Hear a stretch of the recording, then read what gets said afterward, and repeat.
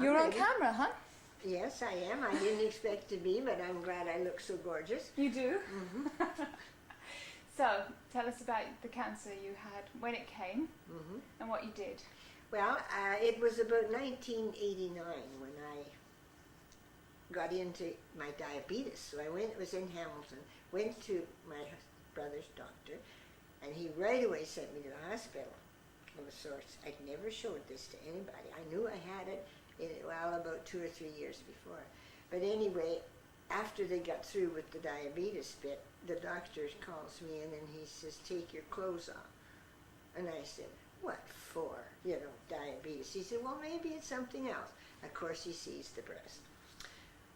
They were smoothing out the operating room table. We'll take this and everything underneath, and you'll live for 5 years. That was 7 years ago. I'm still here. Now, I don't say it was because of Essiac that I didn't do anything. It's just that Rene Caisse used to say, as soon as you cut, it runs all around in your bloodstream. So I wouldn't let them do anything. The doctors in Hamilton are phoning Bracebridge, get that girl in there, we love her, we want to, help her, but I wouldn't. Anyway, here I am, 7 years later. I beat them by 2 years. I feel all right. Can I tell them the one about the one hung low? If you like. I have to get a little humor in here. You're right, you're right. So my doctor was looking at my breast. One's up quite high and the other one is hanging pretty low. And I said, doctor, I got a one hung low here. And he said, you got to stop eating that Chinese food. We have a great rapport. Now, I started right away when I knew I was diagnosed. Ken Veach in Bracebridge got me a bottle of Essiac and the book, The Calling of an Angel, which I assume that you have a copy. Good, I thought you would. Anyway, I was going away, and he brought the bottle over at 11 o'clock at night and the book, and away I went. Came back. 5 months later, I went to the doctor, and he said, I took Essiac the whole time. He said, I think that's a lot of scar tissue left there now, maybe rather than your cancer. But the breast has changed, the appearance.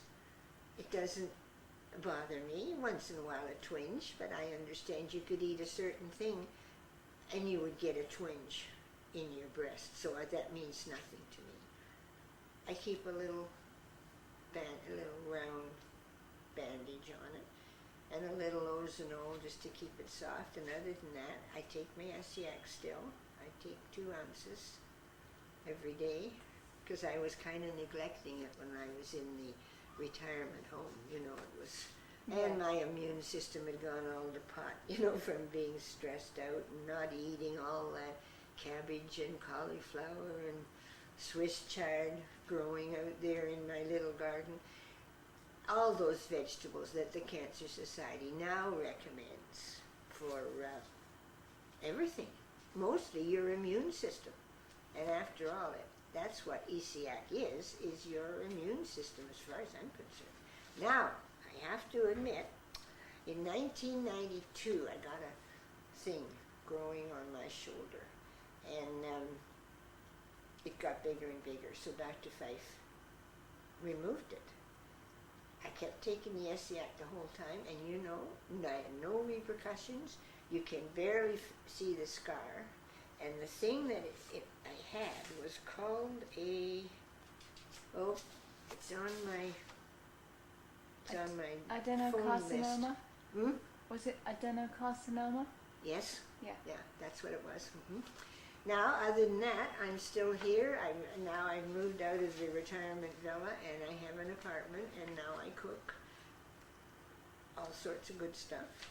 My friends help me. It's wonderful. The Department of Veterans Affairs does all sorts of good things for me, like housekeeping and escort service and that. And other than that, here I am. So where do you get your Essiac from? Well, originally, I found the shorthand notes this morning that they had that VCR that Dr. Glum made. Yes. It was over at the town office, and they called me. I went over and took it all down in shorthand, typed it up.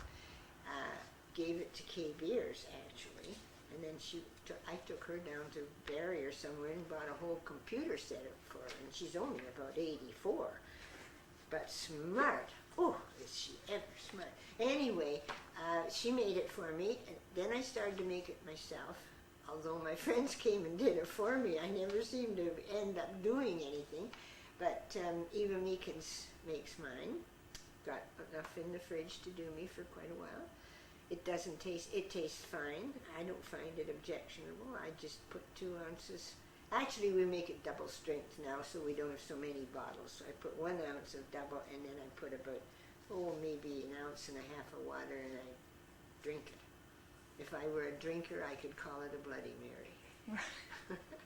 But they used to call me Two Gin Jean, you know, when I went across on the boat to England in 1942. It was 14 cents for a single Collins and 18 cents for a double. Well, I had never had a drink in my life, but at those prices, I figured it was time I did something. So I ended up, they called me Two Gin Jean for years and years, but I haven't drunk anything since the diabetes, because all the drinks I liked, like grasshoppers and you know, that good stuff, all had sugar. Yes. So now I just don't bother drinking anything. So what else can we do for you? I think that's pretty good. Let's think.